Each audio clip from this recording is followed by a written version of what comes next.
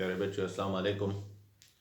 आज first year का आपका जो टॉपिक डिस्कस होगा वो आपका रेडियो एक्टिविटी का टॉपिक है। और रेडियो एक्टिविटी आपको काफ़ी हद तक बता दी है, एक्सप्लेन भी कर दी है, लेकिन इसमें कुछ बातें, कुछ पॉइंट्स जो हैं रेडियो एक्टिविटी के अभी हमारे रहते हैं। तो आपको रेडियो एक्टिविटी की कंफर्मेशन, उसके फिनोमेना के बारे में, कंडीशंस के बारे में बहुत डिटेल से बताया था। आज हम डिटेल से डिस्कस करेंगे कि ड्यूरिंग रेडियो एक्टिविटी, जब रेडियो एक्टिविटी होती है तो आप देखते हैं कि वहाँ हमने पढ़ा हुआ है कि 3 किस्म की शुआएं ज़र्रात की शक्ल में खारिज होती हैं। ये ज़र्रात ही एक्चुअली वो शुआएं पैदा करते हैं जिनको आप रेडियो एक्टिव रेडिएशंस कहते हैं। और इन ज़र्रात को आप क्या कहते हैं? रेडियो एक्टिव पार्टिकल्स कहते हैं। क्या कहते हैं इनको? रेडियो एक्टिव पार्टिकल्स कहते हैं। तो इन रेडियो एक्टिव पार्टिकल्स के बारे में हम डिटेल में जाएंगे और इनकी एक एक प्रॉपर्टी को डिस्कस करेंगे। तो आज हमारा टॉपिक जो है वो यही है, यानी प्रॉपर्टीज और characteristics of radioactive radiations. Characteristics of radioactive radiations. ठीक है, रेडियो एक्टिव रेडिएशंस जो हैं इनकी बेसिक प्रॉपर्टीज क्या हैं, इनके बेसिक कैरेक्टर्स क्या हैं, आप यहीं से शुरू करेंगे और इन्हीं की डिटेल्स में हम जाएंगे। तो आप शुरू करते हैं यहीं से। जैसा कि आपको बताया था कि आमतौर पर रेडियो एक्टिव रेडिएशंस की 3 टाइप्स होती हैं। There are three types of radioactive radiations. Radioactive radiations की आमतौर पर कितनी टाइप्स होती हैं? ये 3 टाइप्स होती हैं। नंबर 1, पहली टाइप, इनको आप कहते हैं अल्फा। ठीक है, अल्फा पार्टिकल्स की शक्ल में होती हैं। पार्टिकल्स और रेडिएशंस, पार्टिकल्स कहें तब भी ठीक है, रेडिएशंस अगर आप कहें तब भी ठीक है। नंबर 2, सेकेंड पॉइंट पे कौन सी आती हैं? बेटा। इनको बीटा भी आप पढ़ते हैं, बीटा रेडिएशंस। ठीक है, बीटा पार्टिकल्स भी आप इनको कह सकते हैं, बीटा पार्टिकल्स और बीटा रेडिएशंस, ये भी आप इनको कह सकते हैं। उसके बाद नंबर 3 पे जो आएंगी शुआएं वो कौन सी होंगी? गेमा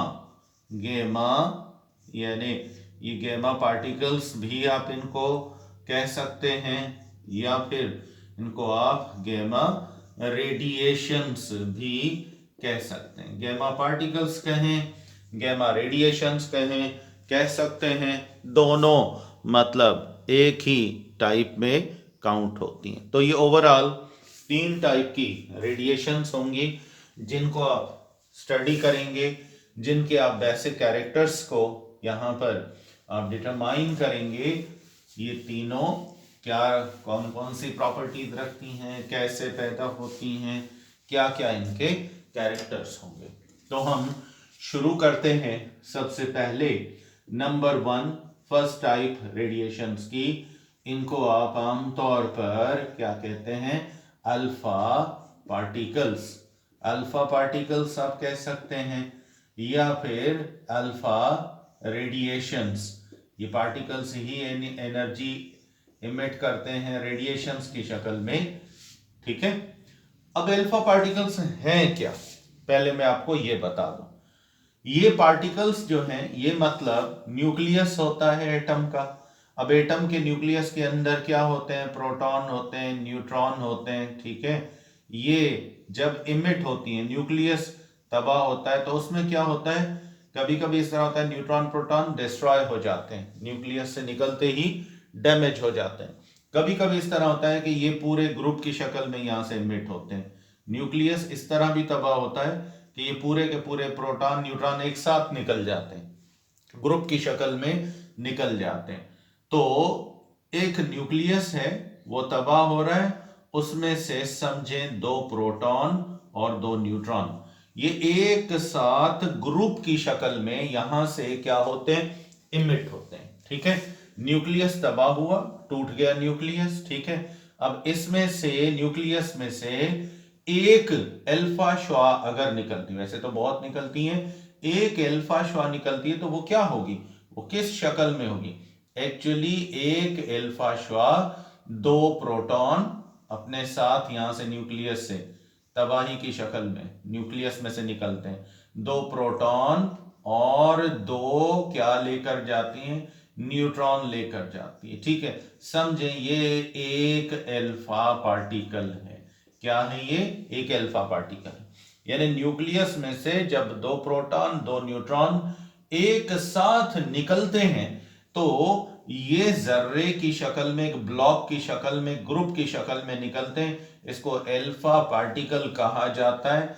और ये ऐसे समझें एक हीलियम का न्यूक्लियस होता है, एक हीलियम का न्यूक्लियस। क्योंकि आपने पढ़ा हुआ है कि हीलियम का जो न्यूक्लियस है इसमें 2 प्रोटॉन होते हैं और 2 न्यूट्रॉन। इसी हीलियम न्यूक्लियस को आप दूसरा नाम कौन सा दे सकते हैं? Alpha particle.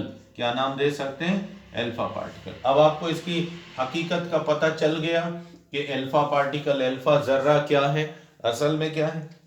बहुत आसान, ये एक हीलियम का न्यूक्लियस कह लें या 2 प्रोटॉन और 2 न्यूट्रॉनों का ग्रुप एक बंच की शक्ल में ये निकलता है, न्यूक्लियस में से खारिज हो जाता है, तबाही की शक्ल होती है, ये निकल जाते हैं। तो इनको क्या कहते हो आप? Alpha particle.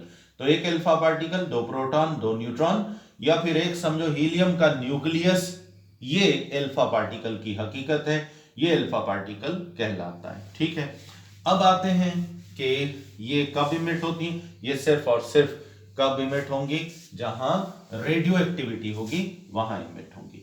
यानी आप कह सकते हैं कि दीज रेडिएशंस, ये रेडिएशंस यानी श्वाएं होती हैं, एनर्जेटिक पार्टिकल्स होते हैं इनके अंदर, जिनको अभी आपने पढ़ा हीलियम के nuclei. These radiations are emitted, ये इमिट होती हैं ड्यूरिंग रेडियो एक्टिविटी। ये याद रखना, ये कब पैदा होती हैं? रेडियो एक्टिविटी के दौरान ये पैदा होती हैं। ठीक है, उसके बाद अब ये है क्या, यानी ईच अल्फा पार्टिकल, एक अल्फा जर्रा, एक अल्फा श्वा किसके बराबर है? ईच अल्फा पार्टिकल कंटेन्स, ये मुश्तमिल है किस पर? Helium nucleus. समझो आप इसको अल्फा जर्रे को क्या कह सकते हो? हीलियम न्यूक्लियस कह सकते हो। यानी 2 प्रोटॉन और 2 न्यूट्रॉनों का ग्रुप हीलियम न्यूक्लियस इसकी शक्ल में होता है। अगर अल्फा जर्रे को तोड़ोगे ना, ब्रेक करोगे, तो आपको क्या मिलेगा? 2 प्रोटॉन मिलेंगे, 2 न्यूट्रॉन, यानी इतना बड़ा जर्रा होता है। हीलियम न्यूक्लियस के बराबर एक अल्फा जर्रा, एक अल्फा श्वा या 2 प्रोटॉन 2 न्यूट्रॉन के बराबर। ठीक है, अब आपको यह भी पता है कि मास कितना होगा हीलियम न्यूक्लियस का? मास ऑफ 1 अल्फा पार्टिकल, यानी अगर हम एक अल्फा पार्टिकल का मास देखें, mass of 1 alpha particle is equal to 1 helium nucleus. ये एक हीलियम के न्यूक्लियस के बराबर होता है। एक हीलियम के न्यूक्लियस का मास होता है 4 mu मास है, 2 प्रोटॉन 2 न्यूट्रॉन है। ठीक है, अब आते हैं इसके बाद इसकी और प्रॉपर्टीज की तरफ। ठीक है, तो और प्रॉपर्टीज में हम अगर देखें तो हम ये कह सकते हैं कि the charge on one alpha particle, एक अल्फा जर्रे पर, एक अल्फा शुआ पर इज इक्वल टू 2+, ठीक है। यू लिख सकते हो 2+ होती है, ठीक है, इज 2++2, जैसे हीलियम के न्यूक्लियस पर दो प्रोटॉन इलेक्ट्रॉन लूज करें ना, 2+ चार्ज, दो प्रोटॉन है ना, दो प्रोटॉनों की वजह से एक प्रोटॉन पर चार्ज कितनी है, +1, दो प्रोटॉनों की +2, न्यूट्रॉनों पर तो है ही नहीं, ठीक है। उसके बाद दे कैन आयोनाइज, याद रखिएगा, दे कैन आयोनाइज एयर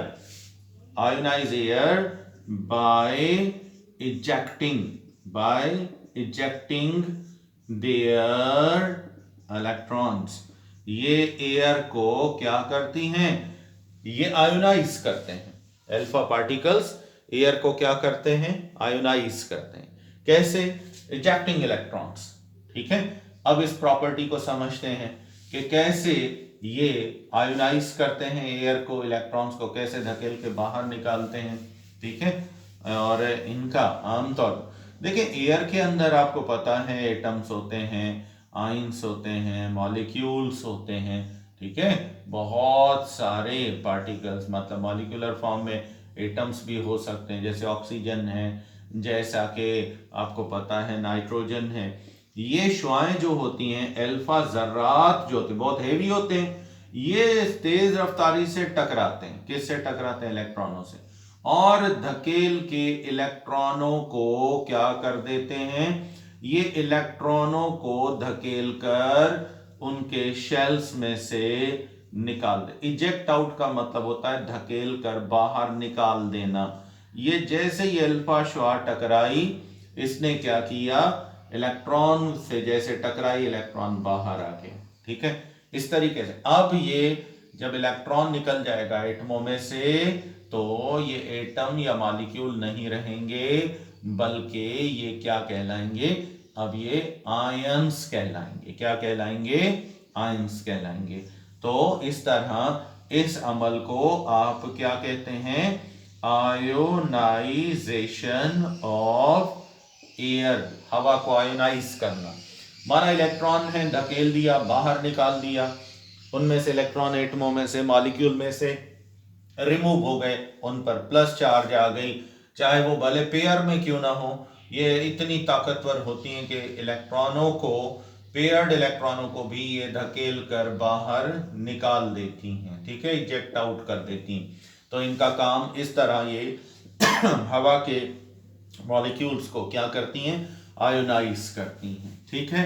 अब आते हैं उसके बाद नेक्स्ट जो है हमारा पॉइंट, नेक्स्ट पॉइंट हमारा ये है कि दे ट्रैवल, याद रखिएगा, दे ट्रैवल, ये चल सकती हैं, निकल गई ना एटम में से, उसके बाद कितना दूर जाएंगी, एयर में कहां तक जा सकती हैं, they travel in air, air में अप टू 2 सेंटीमीटर्स, ठीक है, 2 सेंटीमीटर तक जाएंगे, and then they are completely stopped.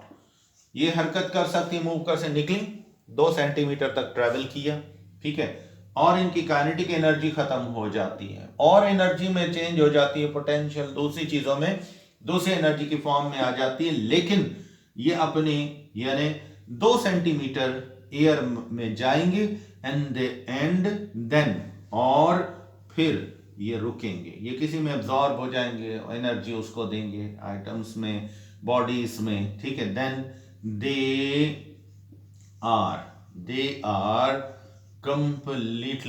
Completely stopped, ये फिर रुक जाती हैं, ठीक है। कहां तक जा सकती हैं, हवा में कितना ट्रैवल कर सकती हैं, हवा के अंदर, ये हवा के अंदर सिर्फ 1 to 2 सेंटीमीटर जाएंगी, उसके बाद ये क्या होंगी, ये आमतौर पर रुक जाएंगी, ठीक है। अब इनकी एक और प्रॉपर्टी याद रखें, ये जब एयर को आयोनाइज करते हैं, याद रखें, देयर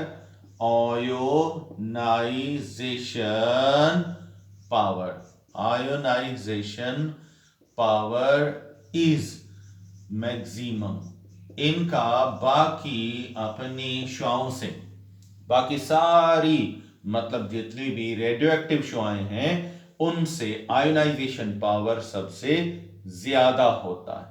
ठीक है, उसके बाद दे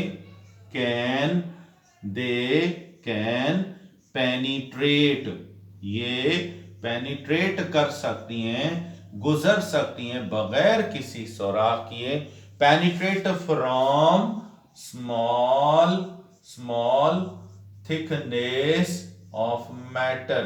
याद रखिएगा, थिकनेस ऑफ मैटर, यानी अगर कोई बारीक चीज है, जैसे एल्यूमिनियम फॉइल है, जैसे कपड़ा है, जैसे कागज है, जैसे गत्ता है, इसमें से ये आसानी से क्रॉस कर जाती हैं। ज्यादा मोटे मतलब हेवी मेटल्स में से ये क्रॉस नहीं कर सकती हैं। देयर पेनिट्रेशन पावर, अब इनका पेनिट्रेशन पावर कितना है, ये बाकी सारी रेडियो एक्टिव शुआओं से कम होता है।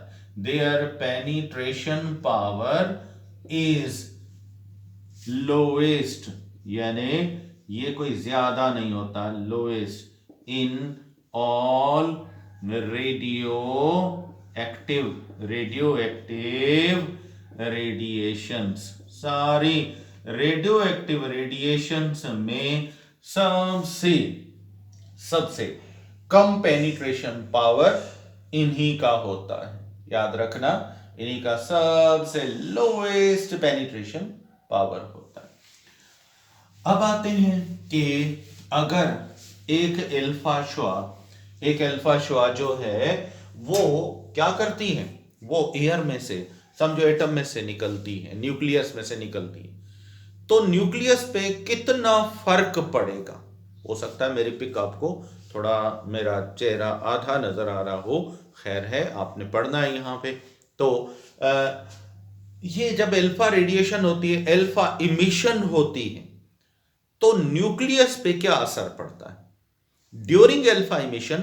याद रखिएगा कि अल्फा इमिशन से न्यूक्लियस में से 2 प्रोटॉन कम हो जाते हैं, क्योंकि ये जब बनती है ना 2 प्रोटॉनों से बनती है, 2 न्यूट्रॉन साथ लेके चली जाती है एक ग्रुप बना के, तो 2 प्रोटॉन कम हो जाते हैं। प्रोटॉन जितने कम होंगे उतना एटॉमिक नंबर कम होगा। याद रखना, जितने प्रोटॉन कम होंगे एटॉमिक नंबर उतना कम हो जाएगा, और जितने न्यूट्रॉन, फिर 2 न्यूट्रॉन भी निकलते हैं इसके साथ। अब न्यूट्रॉन और प्रोटॉन जो हैं ये टोटल अगर करें अल्फा पार्टिकल के अंदर 4, तो मास नंबर प्रोटॉन और न्यूट्रॉनों पर मुश्तमिल है। मास नंबर कितना कम हो जाएगा, ये 4mu, कितना 4mu मास कम हो जाएगा, एटॉमिक नंबर 2mu कम हो जाएगा। यानी अब हम इसी को पढ़ेंगे, अल्फा इमिशन को। अल्फा इमिशन जहां होती है तो क्या होता है, याद रखें, ये बहुत अहम पॉइंट है, यहीं पे आप कंफ्यूज होते हैं, इसको गौर से समझना, आसान है, कोई मुश्किल नहीं। ड्यूरिंग अल्फा इमिशन, जब अल्फा इमिशन होती है, ठीक है, एटॉमिक नंबर, जो एटॉमिक नंबर है ऑफ न्यूक्लियस, या एटम लिख सकते हो, न्यूक्लियस डिक्रीजेस, ये कम होता है अप टू 2 यूनिट्स। ठीक है, एटॉमिक नंबर 2 यूनिट कम हो जाता है। 92 था 90 हो जाएगा, 94 था 92 हो जाएगा।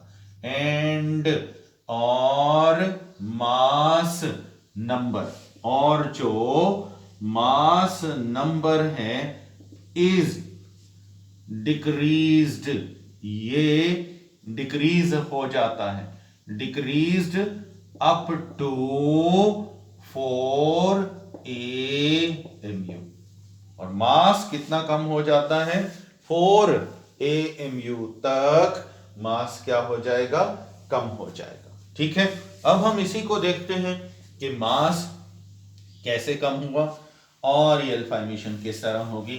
बहुत आसान सा है, बहुत सिंपल सा है, कोई इतना कॉम्प्लिकेटेड नहीं है, देखते जाएंगे समझ में आएगा। अब देखो हम ले रहे हैं यहां पर यूरेनियम का एलिमेंट, यूरेनियम का, ठीक है, यूरेनियम का 92 एटॉमिक नंबर, 92, और मास नंबर है 238। कितना है? 238। 92 एटॉमिक नंबर, ये समझो ये Z, ये एटॉमिक नंबर है, और ये A, ये मास नंबर है। A आपको पता है मास को, मास नंबर को कहते हो, Z एटॉमिक नंबर को। अब इसमें से न्यूक्लियस में से, बात सारी न्यूक्लियस, इलेक्ट्रॉनों को छोड़ दें यहां पे, ठीक है। अब देखें यहां से माइनस अल्फा, ठीक है, पार्टिकल, एक अल्फा पार्टिकल यहां से इमिट हो रहा है। अब देखते हैं कि 2 यूनिट, पहले 92 था ना, अब 2 यूनिट कम हो गया, 2 यूनिट कम हो गया तो कितना हो जाएगा? 90। मास 238 एमयू था, 4 एमयू माइनस कर दो, अभी लिखा है ना आपने कि 4 एमयू कम हो जाता है, तो 234 एमयू ये हो गया। अब ये बताओ कि ये किसका है एटॉमिक नंबर? ये है थोरियम का। किसका है? थोरियम का। तो अल्फा श्वा जो यहां से निकली उसमें क्या थे? 2 प्रोटॉन, हम इसको शॉर्ट में यूं लिखते हैं हीलियम, 2 प्रोटॉन और 2 न्यूट्रॉन मिला दो 4। देखो ये हो गया ना, इसी को आप असल में क्या कहते हो? अल्फा श्वा, ठीक है। इसमें से ये निकल गया, ये निकल गया, ये अल्फा श्वा निकल। अल्फा के लिए अक्सर हम He, हीलियम न्यूक्लियस के बराबर होता है, इनको हीलियम न्यूक्लियाई भी कहा जाता है, +2 चार्ज होती है, 4 mu मास होता है, ये हीलियम के न्यूक्लियस का है। 2 प्रोटॉन होते हैं और 2 न्यूट्रॉन, 2 प्रोटॉन 2 न्यूट्रॉनों को मिला दो तो कितना? 4 mu। अब देखो इसमें से 4 mu ये चला गया, 2 mu ये चला गया, ये बन गया हीलियम का न्यूक्लियस, ये इमिट हो गया। बाकी नया न्यूक्लियस जो बना किसका है? थोरियम का। किसका है? थोरियम का।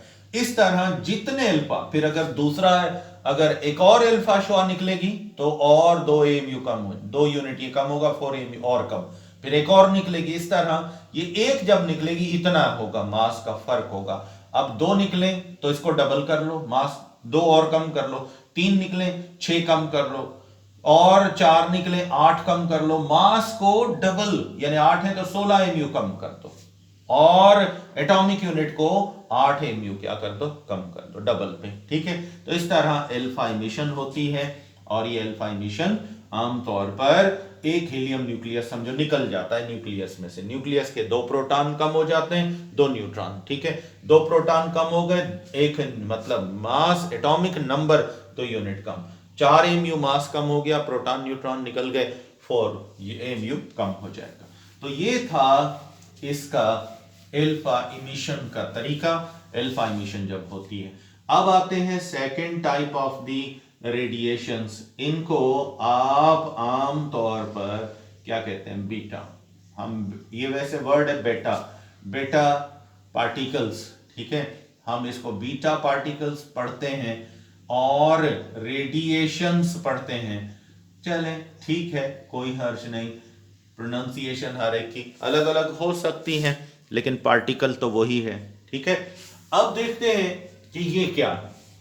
हम इनको आमतौर पर, यानी दे आर ऑल्सो इमिटेड, यानी ये इमिशन, ये पार्टिकल सिर्फ और सिर्फ कब इमिट होते हैं? Emitted during radio activity. इनका इमिट होने का अमल भी याद रखिएगा कब होता है? रेडियो एक्टिविटी के दौरान, ठीक। दे आर कॉल्ड, यानी अल्फा श्वाओं का जैसे नाम हीलियम न्यूक्लियस था, अब बीटा श्वाओं की बात कर रहा है। They are called as fast moving electrons, fast moving electrons. इन बीटा श्वाओं को इलेक्ट्रॉन्स भी कहा जाता है, इलेक्ट्रॉन्स भी माना जाता है। इनका दूसरा नाम बीटा श्वाओं का क्या है? याद रखिएगा, इनको इलेक्ट्रॉन्स कह सकते हो। क्यों कह सकते हो? बिकॉज दे कैरी -1, ठीक है, -1 चार्ज। याद रखो इलेक्ट्रॉन पे चार्ज कितनी होती है, -1, इन पर भी -1 चार्ज होती है। एंड सेम मास, और इनका मास कितना होता है एज इलेक्ट्रॉन्स, इतना ही मास होता है जितना मास इलेक्ट्रॉन्स का होता है। दो बातें इनके इलेक्ट्रॉनों जैसी हैं, मास भी इलेक्ट्रॉनों जितना है, चार्ज भी इलेक्ट्रॉन जितनी है। इस वजह से अक्सर इनको इलेक्ट्रॉन्स कहा जाता है, इलेक्ट्रॉन्स जैसे ही हैं। तो बीटा पार्टिकल एक्चुअली क्या है, इलेक्ट्रॉन्स हैं, फास्ट मूविंग इलेक्ट्रॉन्स हैं। ठीक है, पहली चीज क्लियर हो गई कि इनको इलेक्ट्रॉन क्यों कहा जाता है। इलेक्ट्रॉन्स क्या चार्ज रखते हैं, इलेक्ट्रॉन जितना मास रखते हैं। ठीक है, उसके बाद दे कैन ट्रेवल, अब याद रखिएगा, they can travel in air up to, ये हवा में कहां तक जा सकती हैं, up to 2 metres, maximum 2 metres तक, कम से कम 1 मीटर तक, 2 मीटर तक। समझे, 200 गुना इनका क्या है, इनकी वेलोसिटी ज्यादा है, इनकी एनर्जी ज्यादा है। दे आर 100 टाइम, यानी 100 टाइम्स, इसको 200 टाइम अगर हम करें तो ज्यादा बेहतर है, यानी they are about 200 times more distance covering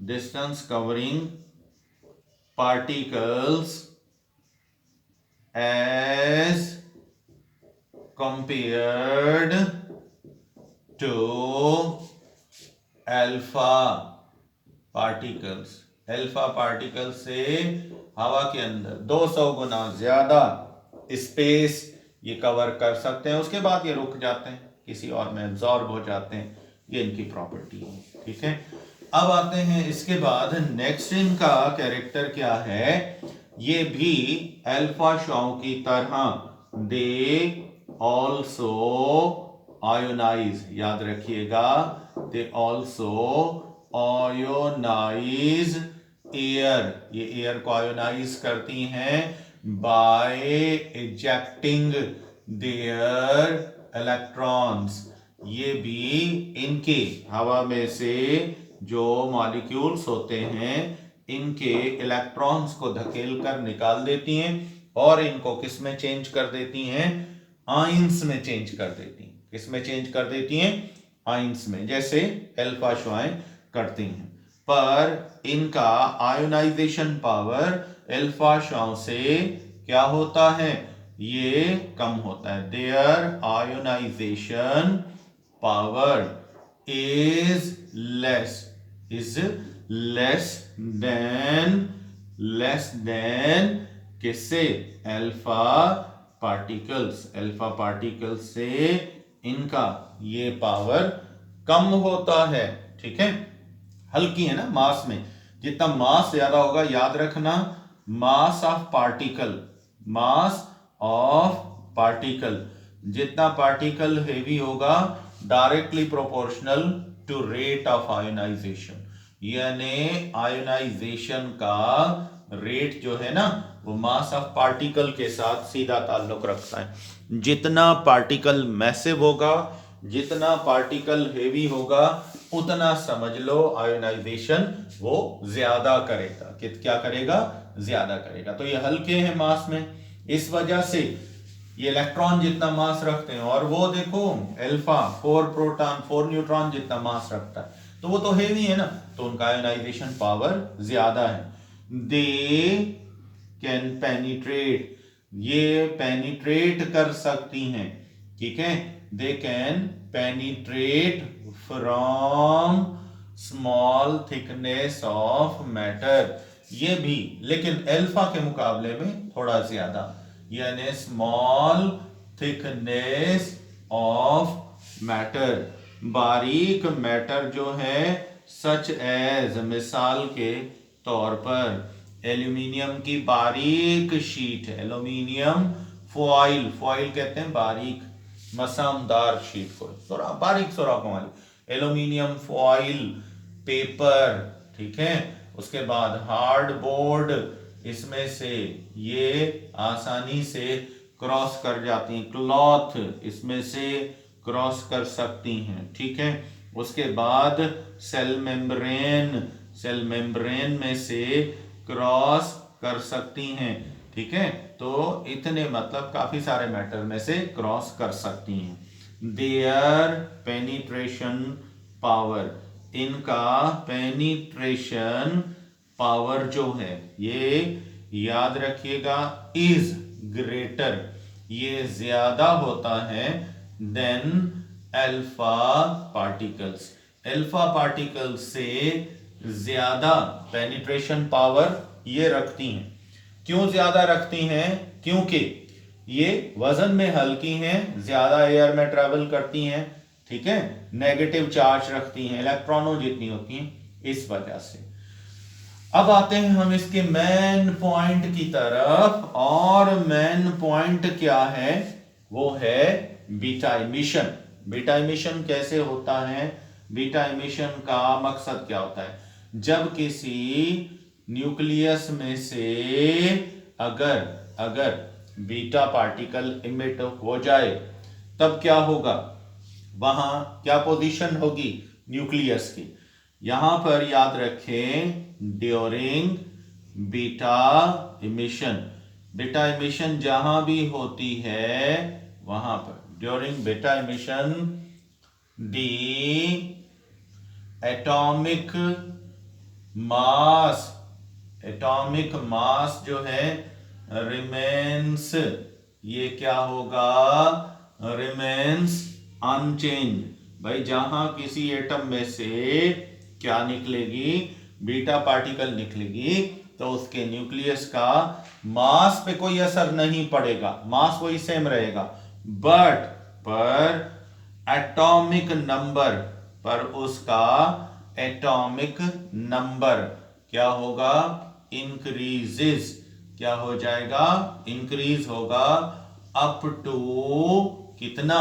up to 1 unit. ये याद रखना, 1 यूनिट ये बढ़ जाएगा, 1 यूनिट तक क्या होगा? एटॉमिक नंबर बढ़ जाएगा, मास नंबर क्या रहेगा? सेम रहेगा। अब है ना हैरानगी की बात, अल्फा तो उसने तो मास 4mu कम कर दिया है, कैसे बढ़ा रहा है एटॉमिक नंबर? इसको हम देखते हैं। असल में इसी बीटा इमिशन को थोड़ा सा मैं आपको बताऊं, आपने न्यूट्रॉन के बारे में सुना है, इसको हम बाद में पढ़ें।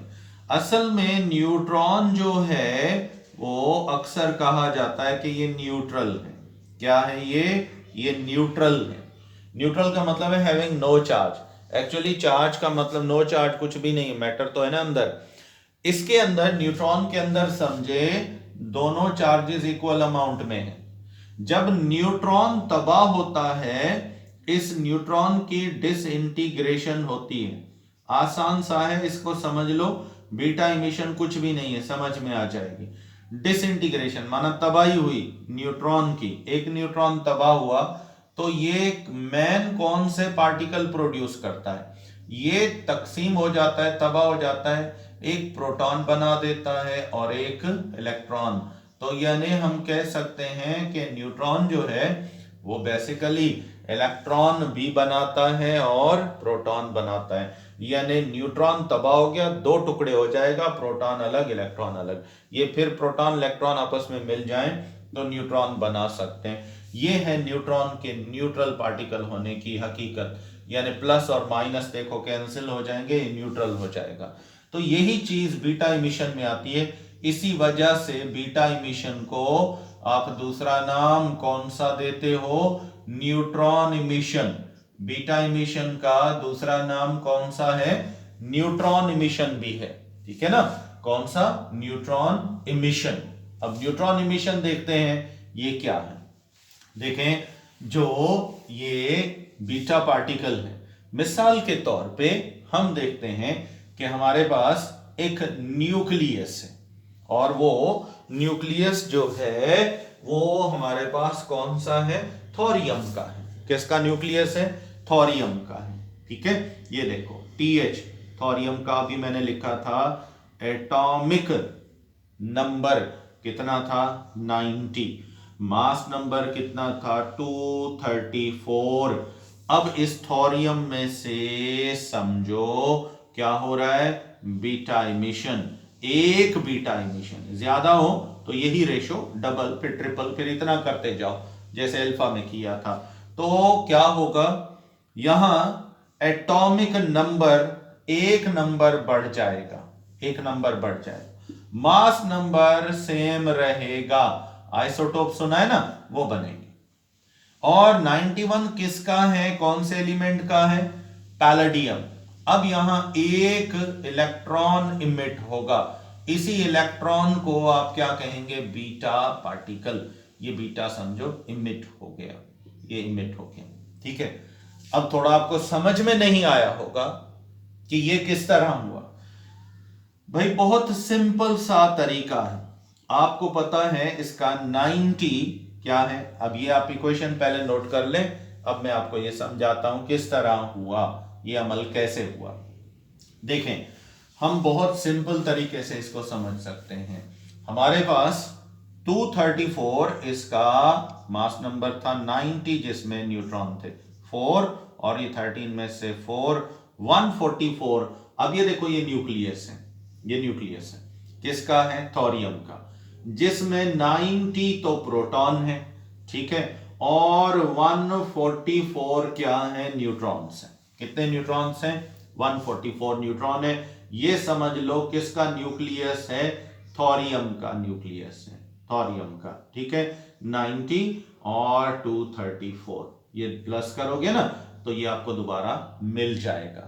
ठीक, अब देखते हैं कि ये कितना बनेगा, 9 और 4 30, ये 4 और ये, ठीक है, 13 ऊपर एक। ठीक है, अब देखो इसमें से निकला क्या बेटा, बीटा इमिशन में क्या होगा, बीटा इमिशन में समझो एक न्यूट्रॉन तबाह होगा, एक न्यूट्रॉन, सिर्फ एक न्यूट्रॉन निकलेगा, प्रोटॉनों को कुछ नहीं होगा, प्रोटॉनों को कुछ नहीं होगा, सिर्फ एक न्यूट्रॉन तबाह होगा, एक न्यूट्रॉन। अब ये बताओ एक न्यूट्रॉन अगर तबाह हो तो वो किस में तब्दील हो जाएगा, किस में चेंज होगा, एक प्रोटॉन बनाएगा और एक इलेक्ट्रॉन। ये है बीटा इमिशन का तरीका। माना एक बीटा इमिशन एक न्यूट्रॉन ले जाती है, न्यूक्लियस में से एक न्यूट्रॉन ले जाती है, तो एक न्यूट्रॉन लेकर गई। अब बताएं मास नंबर हो गया 233, न्यूट्रॉन किस में टूटा, किस में ब्रेक हुआ, प्रोटॉन और इलेक्ट्रॉन में। अब जो प्रोटॉन है ये तो न्यूक्लियस में ही रहेगा, ये तबाह होता है न्यूक्लियस के अंदर ही, ये तबाह होता है न्यूट्रॉन। तो प्रोटॉन उसी न्यूट्रॉन जो यहां तबाह हो गया 144वां, एक न्यूट्रॉन जो तबाह हुआ है वो खत्म हो गया, उसमें से प्रोटॉन बना इलेक्ट्रॉन। अब प्रोटॉन तो इसी न्यूक्लियस में रह सकता है ना, क्यों कि न्यूट्रॉन चला गया, उसकी जगह खाली हो गई, प्रोटॉन वहीं आ गया, और प्रोटॉन रहते भी न्यूक्लियस में। चले आप देखते हैं, पहले न्यूक्लियस में कितने थे प्रोटॉन, 90, न्यूट्रॉन के टूटने से प्रोटॉन बना, वो न्यूट्रॉन तो तबाह हो गया, उसकी जगह खाली हुई, उसी प्रोटॉन ने उसी न्यूक्लियस में जगह बना ली। ठीक है, अब प्रोटॉन कितने हो गए 91, लेकिन न्यूट्रॉन कितने थे 144, एक तबाह हुआ जिसमें से प्रोटॉन बना जो न्यूक्लियस में आया। अब हो गए ये कितने हो गए न्यूट्रॉन, 144 पहले थे, एक कम हो गया 143, ये हो गए। ठीक है, अब देखते हैं क्या इलेक्ट्रॉन जो बना है वो न्यूक्लियस में रह सकता है। आपने कभी सुना इलेक्ट्रॉन न्यूक्लियस में रहता है, नहीं, वो तो शेल्स में जाता है, लेकिन शेल्स तो नहीं है, न्यूक्लियस की बात हो रही है, तो यहां से निकल जाएगा न्यूक्लियस में से। ये जो इलेक्ट्रॉन निकल रहा है असल में यही बीटा पार्टिकल कहलाएगा। क्या कहलाएगा, बीटा पार्टिकल कहलाएगा। तो आप देखें, आपको बात समझ में आ गई होगी किस तरह बीटा इमिशन होती है। यानी एक न्यूट्रॉन टूटता है, तबाह होता है, उसका प्रोटॉन वही रह जाता है न्यूक्लियस में, उसी न्यूट्रॉन की जगह जो तबाह हुआ। इलेक्ट्रॉन चूंकि न्यूक्लियस में नहीं रह सकते, निकल जाते हैं, यही इलेक्ट्रॉन बीटा इमिशन कहलाते हैं। अब दोबारा काउंट करें कितना बनता है, 3 + 1 करो तो ये हो जाएगा 4, ठीक है। और उसके बाद देखें 9 और 4 कितना होगा 13, ऊपर आपने 1 कैरी किया, देखें मास नंबर वही रहा लेकिन प्रोटॉन बढ़ा, ये आ गया। तो इस तरह बीटा इमिशन में देखें मास नंबर तो सेम रह गया क्योंकि प्रोटॉन फिर ऐड हो गया, ठीक है। एटॉमिक नंबर बढ़ा क्योंकि प्रोटॉन नंबर एक्चुअली क्या कहलाता है, एटॉमिक नंबर कहलाता है। तो आपको उम्मीद है ये समझ में आ गया होगा। यहां तक ये था बीटा इमिशन का तरीका। और ज्यादातर न्यूट्रॉन तबाह होते हैं तो एटमों के जब ड्यूरिंग रेडियो एक्टिविटी, अब आप बुक में पढ़ेंगे वो इलेक्ट्रॉन्स वाली बात आपको समझ में आएगी। ड्यूरिंग रेडियो एक्टिविटी, याद रखिएगा रेडियो एक्टिविटी के दौरान क्या होता है, मैक्सिमम कौन सी इमिशन होती है, मैक्सिमम बीटा इमिशन ऑकर्स। अक्सर रेडियो एक्टिविटी में, ज्यादातर रेडियो एक्टिविटी में बीटा इमिशन क्या होती है, ये ऑकर मतलब ये होती है, ठीक है, ये ज्यादा होती है। देयरफॉर फिर इसलिए अब प्रोटॉन तो बाहर निकलेंगे ही नहीं ना, वो तो न्यूक्लियस में चले जाएंगे, बीटा इमिशन में निकलेगा क्या, इलेक्ट्रॉन। तो ज्यादा चीज जो बीटा इमिशन में बाहर निकलेगी क्या होंगे, इलेक्ट्रॉन। देयरफॉर फिर इसलिए हम अक्सर क्या कहते हैं, देयरफॉर वी कैन से हम कह सकते हैं कि दैट के ड्यूरिंग रेडियो एक्टिविटी, जब रेडियो एक्टिविटी होगी तब क्या होगा, large number of electrons is produced. कौन से, ज्यादातर इलेक्ट्रॉन प्रोड्यूस होते हैं। ठीक हो गया, आ जाएगा समझ में, ठीक है। अब आते हैं लास्ट पार्टिकल्स की तरफ। और लास्ट पार्टिकल्स कौन से हैं बेटा, आपने पढ़ा हुआ है, याद है आपको। और ये पार्टिकल्स जो हैं इनको थर्ड टाइप ऑफ पार्टिकल्स आप कहते हैं, इनको कहा जाता है गैमा पार्टिकल्स। क्या कहते हैं आप इनको, गैमा पार्टिकल्स भी कह सकते हैं, गैमा रेडिएशंस भी कह सकते हैं, ठीक है ना, दोनों नाम आप इनको दे सकते हैं, गैमा पार्टिकल्स और गैमा रेडिएशंस। पहली बात कि दे आर, गैमा रेडिएशन भी कब होती है, दे आर ऑल्सो इमिटेड, ये उस वक्त प्रोड्यूस होती हैं, इमिटेड ड्यूरिंग रेडियो एक्टिविटी, ये भी सिर्फ और सिर्फ रेडियो एक्टिविटी के दौरान ही पैदा होती हैं। दे कैरी नो चार्ज, इन पर गैमा रेडिएशंस पर कोई भी किसी किस्म का चार्ज नहीं होता है, ठीक है। उसके बाद नेक्स्ट क्या है, ईच गैमा पार्टिकल, एक गैमा रेडिएशन, एक गैमा पार्टिकल किस पर मुश्तमिल होता है, पार्टिकल कंटेन्स, इसकी हकीकत क्या है, कंटेन्स 1 फोटोन, ये एक जर्रे पर मुश्तमिल होता है, फोटोन लाइट पार्टिकल पर मुश्तमिल होता है, ठीक है। ये न्यूट्रल होती हैं, इन पर कोई चार्ज नहीं होती। Their mass and other properties, इनकी यानी कि वेवलेंथ, इनका साइज, इन फोटॉन्स का, इनकी प्रॉपर्टीज और मास एंड अदर प्रॉपर्टीज, ये जो सारी प्रॉपर्टीज हैं, आर सिमिलर या आइडेंटिकल, सिमिलर टू किससे, एक्स रेज, जो एक्स रेज की प्रॉपर्टीज हैं वही इनकी हैं। माना पेनिट्रेशन पावर सबसे ज्यादा, वेलोसिटी सबसे हाई होती है इनकी, बहुत तेज रफ्तार होती हैं, और पेनिट्रेशन पावर सबसे ज्यादा होता है। और इसका अंदाजा आप यहां से कर सकते हैं कि लेड का जो मेटल है, जो लेड का मेटल है, इसमें से कोई भी शुआ क्रॉस नहीं कर सकती, कोई पार्टिकल क्रॉस नहीं कर सकता। पर ये लेड के यानी पीबी, लेड का नाम सुना है ना आपने, ये सबसे मजबूत हेवी मेटल होता है। और इसका अगर ब्लॉक है वो कितना है, 15 से 20 सेंटीमीटर मोटा है, 15 सेंटीमीटर से कितना है, 20 सेंटीमीटर तक थिक है मोटाई में। तो उसमें से ये यानी गेमा श्वाएं क्रॉस कर जाएंगी, गुजर जाती हैं, आर पार क्रॉस कर जाती हैं सुराख किए बगैर, यानी पेनिट्रेट कर सकती हैं। इतनी ताकतवर है और साइज में छोटे हैं ना, इसलिए एनर्जी बहुत ज्यादा है। यानी दे कैन पेनिट्रेट, ये पेनिट्रेट कर सकती हैं, गुजर सकती हैं। पेनिट्रेट फ्रॉम कितना, 15 to 20 centimetre thick block of lead. कोई श्वा नहीं क्रॉस कर सकती, इसमें से टकरा के वापस हो जाती हैं, लेकिन ये इतना ताकतवर श्वाएं होती हैं कि इसमें से भी क्रॉस कर जाती हैं। बाकी इंसानी बोन में से, हड्डियों में से बहुत ज्यादा मोटी होती हैं वो, उनमें से क्रॉस नहीं कर सकती। अगर वो 15 टू 20 सेंटीमीटर हैं, उनमें से ये क्रॉस कर जाती हैं। जिससे क्या पता चला, देयर पेनिट्रेशन पावर, इनका जो पेनिट्रेशन पावर है, पेनिट्रेशन पावर इज मैक्सिमम, बहुत ज्यादा होता है, याद रखना मैक्सिमम होता है, ठीक है, सब श्वाओं से इसका ज्यादा है।